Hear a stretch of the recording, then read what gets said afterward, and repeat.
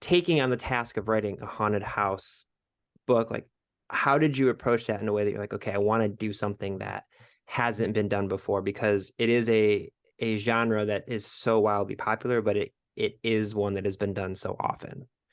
Yeah, so one of my big touchstones for this was Anne Rivers Siddon's The House Next Door, Hmm. which was a horror novel from the early '80s, but it's about a modern house, Hmm. and it's really set in a recognizable contemporary world, and I really wanted to do that, you know. I Hmm. and I wanted to write a book about the relationship we have with inanimate objects because, you know, when someone dies, you deal with the stuff they leave behind, right? It's their junk, it's their shoes, it's their clothes, it's their dolls, it's furniture, but also stories and memories and ghosts. And I was thinking about the relationship we have with the inanimate objects, and you know, like yes, dolls are scary, but we all grew up with stuffed animals that we loved.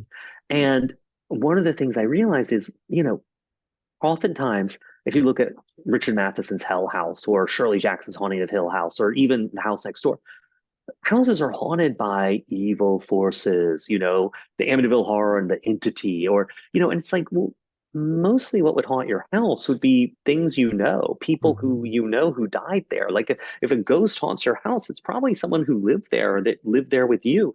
Or if it's dolls you have and know. And so that's what I really wanted to do is make a house that was haunted not by some like faceless dark force, but Hmm. was haunted by basically, you know, the ghost of your parents. I mean, there was a very, very early version of this book where the house was haunted by ghosts of the parents, but Hmm. that got to slapstick so fast. I mean, you know, like that, you know, immediately you're like, you know, the ghost of my mom's in the bathroom and I'm taking a shower. Wah! Yeah.